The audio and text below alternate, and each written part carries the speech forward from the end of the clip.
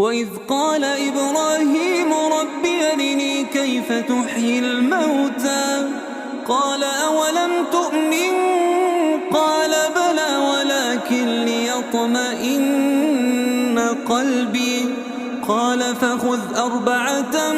من الطير فصرهن إليك ثم اجعل على كل جبل منهن